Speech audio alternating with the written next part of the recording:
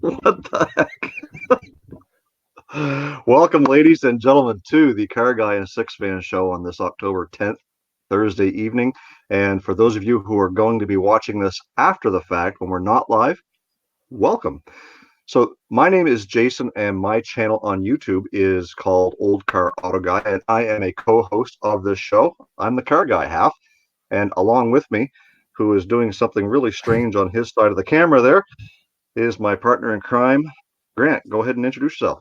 Yeah, so I would be Sixfan of this operation, or Straight Sixfan is my channel name, and it may seem weird. This is my notebook. I didn't want to detract from the guy talking, so I figured I wanted to say welcome to everybody, but let you talk at the same time, Jason. Yeah, well, listen, we got to change things up a little bit. Every time we do this show, we try and get a little bit better. And, well, if one of them is a paper notebook held up in front of the camera, well, hey, that's just what we got to do. Yeah, but as we always do, we like to say welcome to the people who've jumped in. Of course, our buddy Kip from Vermont has jumped in from America Bumper to Bumper, Dirty Garage Mods, Andy Austinson, Rough Rods, Resto, Eford Garage, Craving Cars, Mustang Guy 6501. Welcome everybody to the live stream. We think we are going to be technology bug free tonight. Well, at least we hope so. We've got 7 of you guys in here. There's the 2 of us, and I'm on a slower connection tonight. So I'm hoping that everything is coming across well, the audio, the video, and you guys can hear us good, because we are through with bugs.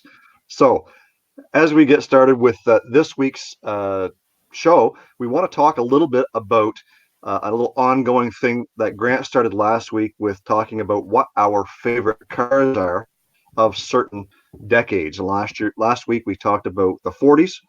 This week we're going to talk about the 50s, and I'm also going to try and share some pictures with you guys. So I hope everything kind of comes out good.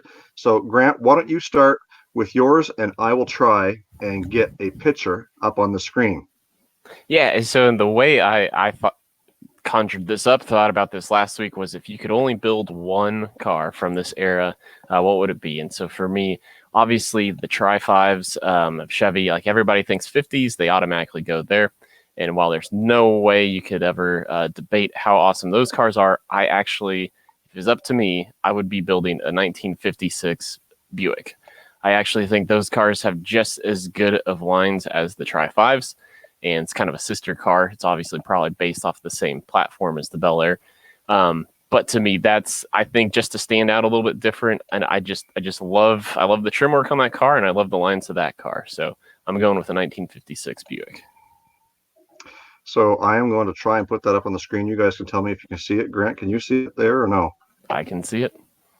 There you go. So this is the car that Grant has chosen. This is a link that he sent to me, and I quite frankly like these big Buicks. This one in particular, which runs along the same line as the Tri-5 Chevys, like you said. So that's an immaculate looking car. So before I switch back to my face, I'm going to show you what I had in mind, and I like the look of the Woody wagons. There's a few different ones here. Most of them are Buicks over on the left, but the one in the center is a Chevy. And I think that these are a really nice looking car, and I think it's something that has kind of sealed itself in the automotive world as very unique. And as you guys know, Grant and I both are looking at unique cars. It's what we like to see, and it's what we like to talk about and look at and work on. Grant with his Fairmont, me with my Cordoba. And, so these are things that we like to see moving on. And you guys are free to chat a little bit in the comments with each other. Yeah, this is our show. No, I'm kidding. So I see there's a few new guys that have jumped in here. Scott's Speed Shop has made it in finally for at the beginning of our show.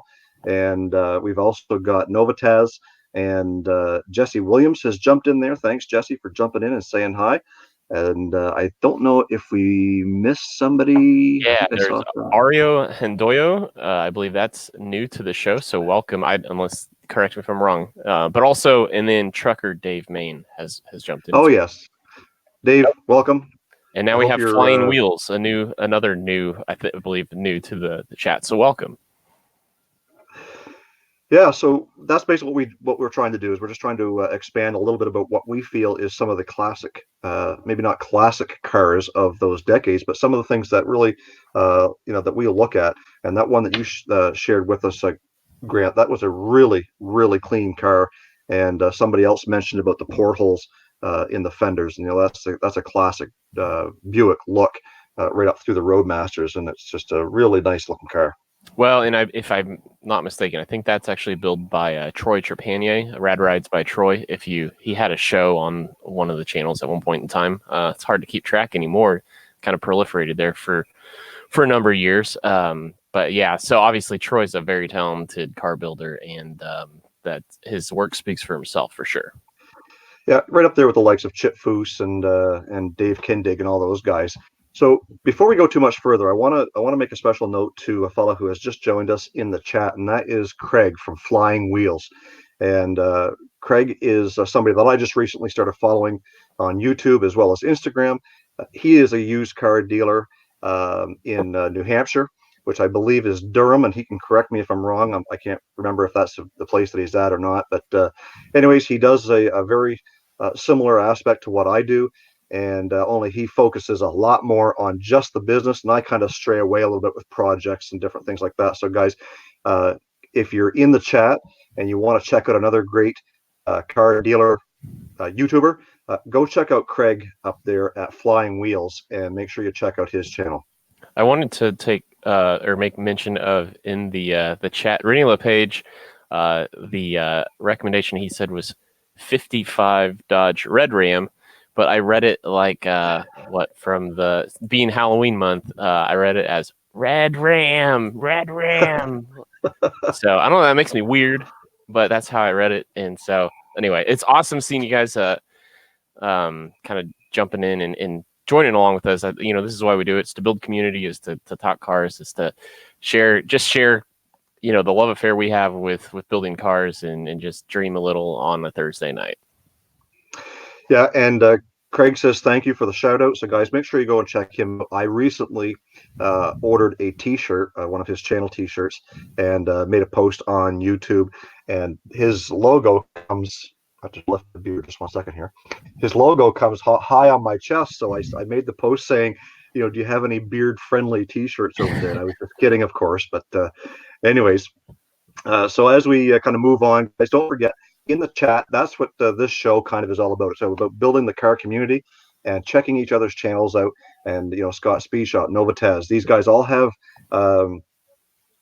channels that they're trying to grow. Craving Cars, Corey over there.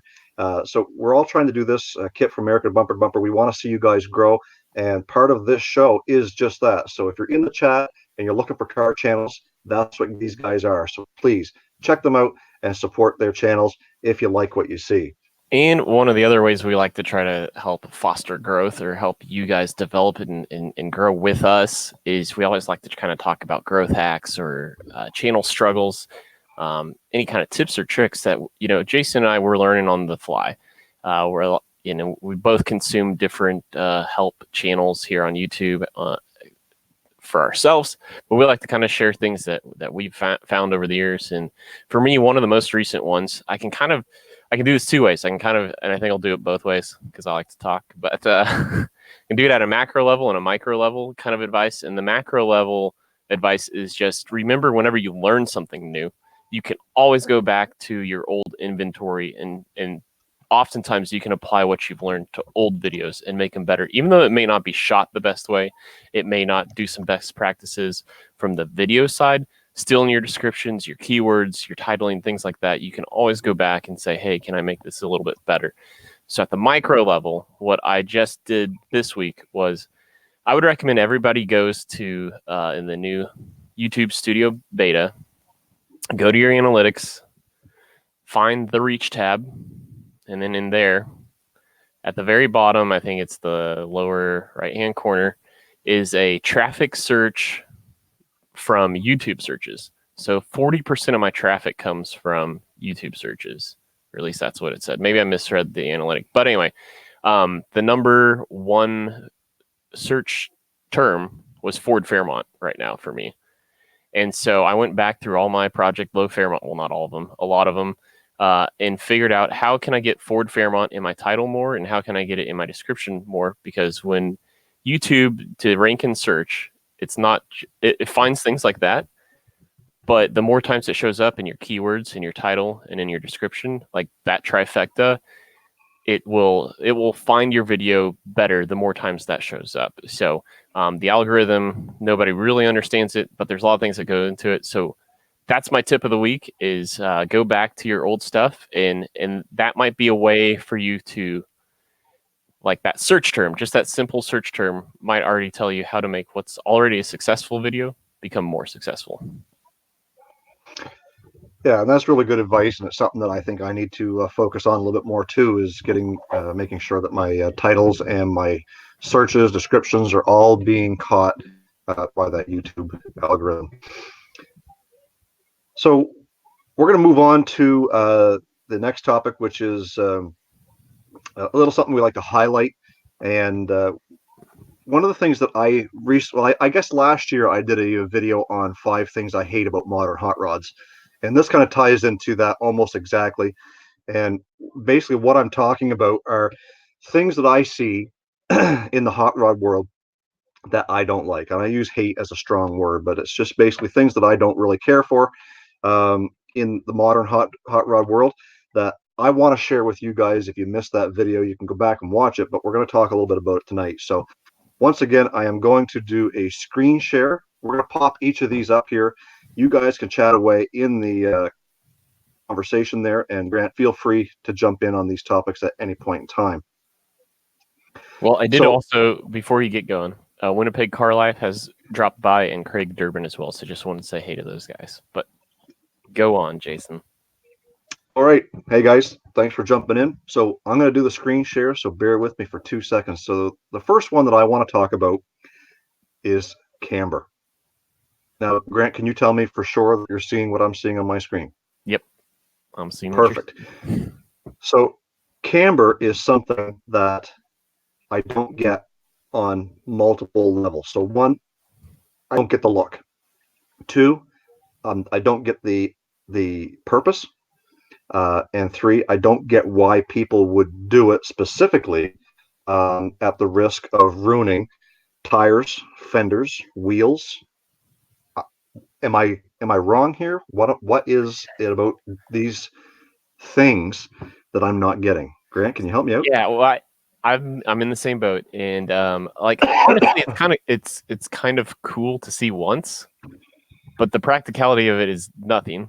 Like it's a cartoon grotesque like exaggeration of a thing, like, right? You know, like you would see someone draw something like blown out of proportion like that as a cartoon, you know. But I mean, I just, and then to take it one step further, you know, their wheels are always wider than the tread pattern or the tread width of the tires, you know, so it's got that bubbled out and the rim sticks out real far. Yeah, count that up. Go ahead and chalk me up as just flat out don't get it. All right, so on that same line of weirdness when it comes to the whole wheel thing is this. I'm really not a fan of donks. Now, let me clarify by saying almost every donk style car that I see is really, really well done from the wheels up. I mean, everything looks good. The cars are straight. They're very shiny. They're flashy. They've been well modified. I don't get those great big truck tires on these cars and have them sitting up in the air like that. There goes your ride. I mean, just the expense alone. I get that cars are expensive, but my goodness, I don't care for that at all.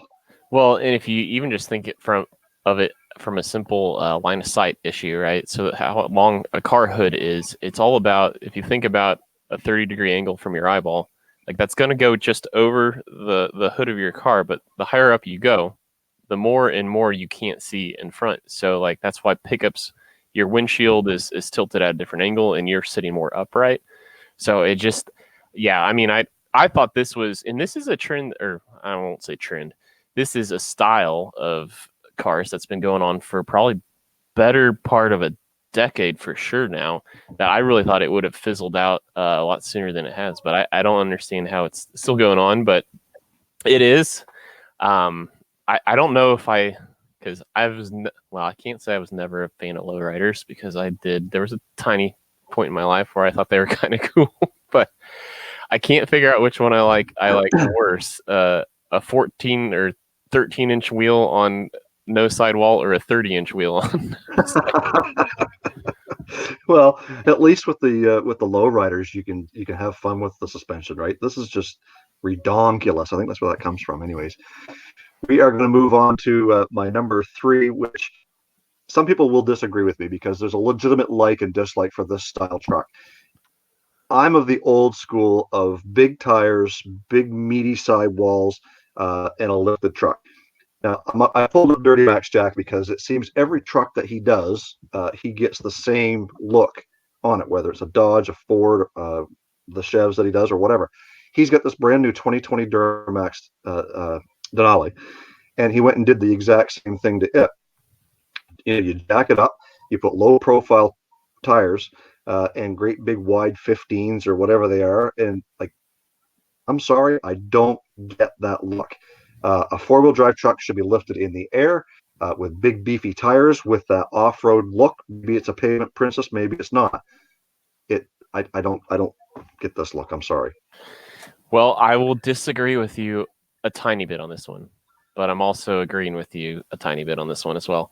My rule of thumb because like I dislike, like early 90s when we never went past like a 15-inch wheel and you were running like 44s, those tires just are like giant bubbles.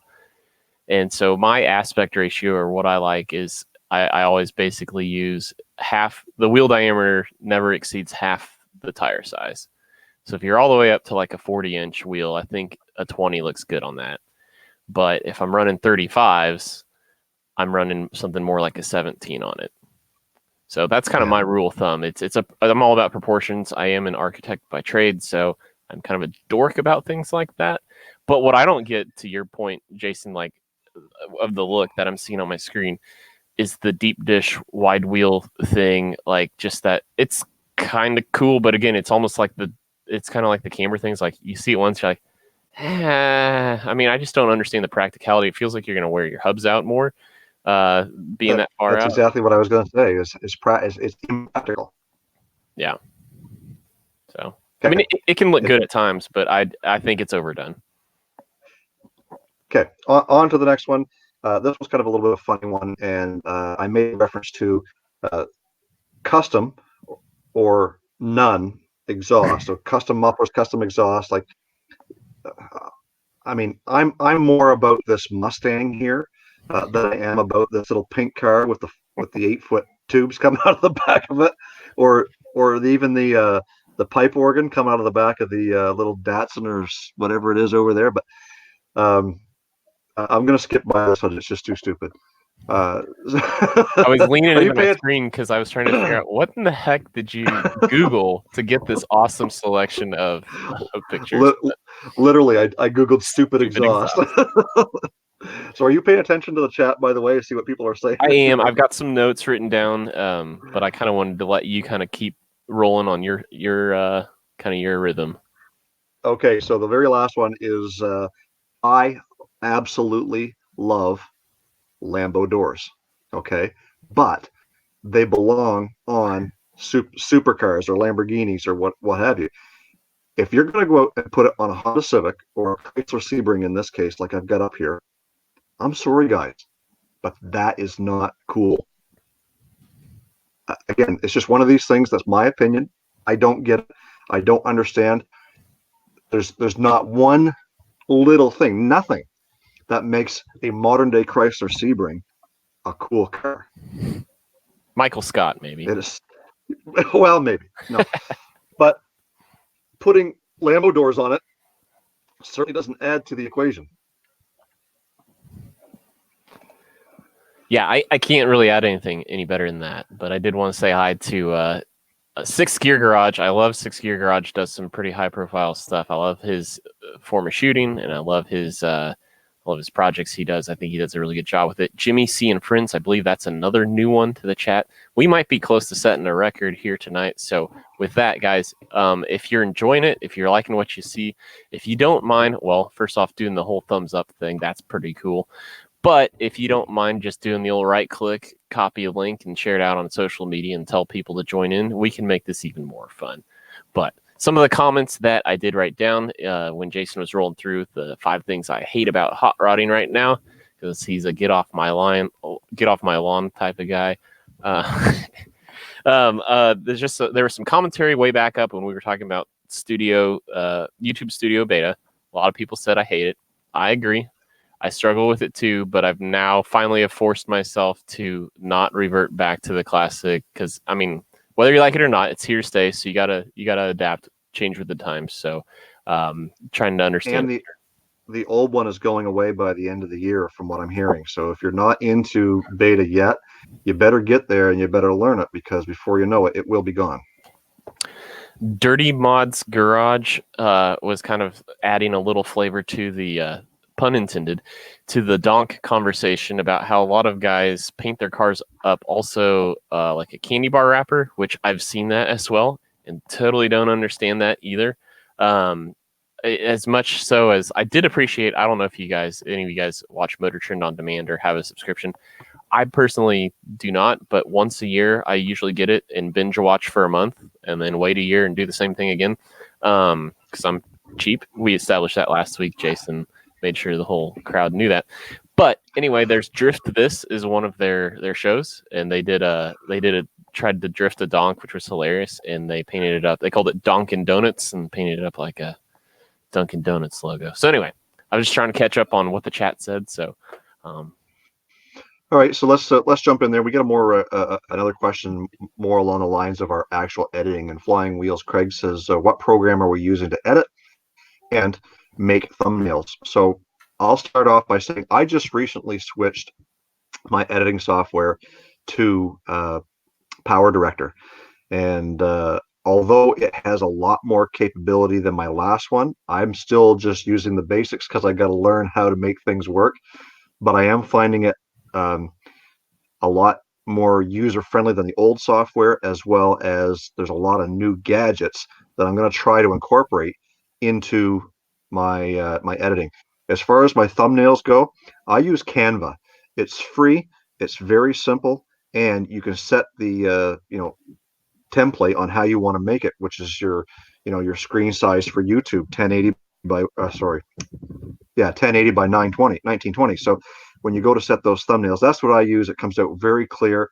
I'm not going to say it's high resolution, but it's very clear when you're editing. So that's what I use. Grant, what do you do for yours? Yar! The Captain Ron has showed up to the live chat. Sorry, I couldn't resist. I had to do that. Also, Go Karts and Gone Fishing has Steve Rob Report and Impact's Garage and Gaming. I appreciate you being able to make it in. I use and I saw in the chat people talking about Phil Moore. I've heard a lot of good things about that. Craig Durbin talking about Sony Vegas Studio, which I think, from what I understand, at one point in time, before I'd heard about whatever you just bought, Jason, was, I think, the consensus kind of number 2 competitor for a PC if you don't have Premiere Pro, kind of on par with what the Max whatever iMovie is. But I use a Corel product for Corel Video Studio Pro or something, which I upgraded to a newer version because I got a special deal. I didn't like the old one. The new one actually checked a lot of boxes for me and what I was looking for new software. So I'm actually pretty happy with that. For thumbnails, I use Photoshop. So I happen to have the Creative Suite on my computer. It's like CS4, which I think CS6 was the last one, and then they went to the Creative Cloud. Anyway, it's getting too nerdy. Back to you, Jason. For the first time, I'm just seeing Matt MPG in the chat. So, Matt, welcome to the live stream, as well as Nate from Go Karts or Gone Fishing has jumped into my stream. And I believe this might be the first time that Nate has joined us. I'm always over there on his channel watching his live streams. But anyways, guys, welcome. We're going to move on and try and get the show back on track here. and we talk about our channel updates. And we just want to give you guys a little update of some of the things that are coming up on our channels. So I'm going to start by talking to you guys a little bit about something I've called or I've dubbed Operation Horsepower. You know that I recently had my Cordoba on the dyno and made a measly 280 horsepower at the rear wheels, which puts me at about 275, 280 at the crank. And so I'm on a mission now to get that car up to 280 to 300 wheel horsepower. I'm not sure how we're going to do that, but I have made a few phone calls to Nick Panarias at Nick's Garage, and Nick is going to work with me a little bit as best he can from Montreal into figuring out just exactly how we're going to do that. So I'm making videos as we go along, but it may be all a compilation of a video that might not come out for a few weeks or months until we see what's going on. Grant, what do you got coming up on your channel? Yeah, so for my channel, and I'll get touch on that here just very quickly. I did want to address one comment I saw Matt MPG was talking about DaVinci Resolve, which is a very robust editing software, and you can get free versions. I have it downloaded on my computer, but I got in there, and man, it is overwhelming. So I really need someone to give me some sort of tutorial before. Like, I couldn't figure out how to do some basic things. Very excited about learning how to do color grading and all that stuff. But anyway, my channel, of course, Project Low Fairmont. I'm on this like probably 2-month bender now of saying I'm only 2 weeks away from getting the thing driving, and so I think I'm going to keep that going because I have some church volunteer stuff going on Sunday that I won't probably work as much on my car this weekend. But the goal was to at least swap my master cylinder. Bench bleed the master cylinder, install the new master cylinder, but I probably wouldn't have time to hook up the new brake lines and bleed all the brake lines and all that stuff. But I do want to try to pick up a spare tire for the Charger wheel just to see help make that decision ultimately. Do I want to keep the P71 wheels and run the spacers, or do I want to roll the rear fender and run with the Charger wheels? So I figure either way, it's not going to be money. Money's not going to go towards the project because whenever I sell Project Blue Fairmont, I'll just keep that spare and sell it with the set of wheels if I ever find a buyer. So it's kind of like, why not? And another why not opportunity in my life that's opened up recently was a buddy of mine who works for Toyota Corporate. His wife wrecked their Toyota Sequoia this past week, and it got totaled out by the insurance company. And because of all his connections with Toyota, he always gets takeoffs for his cars, and so he has like some 2013 or 14 or something newer than my 2009 Tacoma. 4Runner wheels, and they're 17s, and I've been wanting to upgrade the wheels on my Tacoma.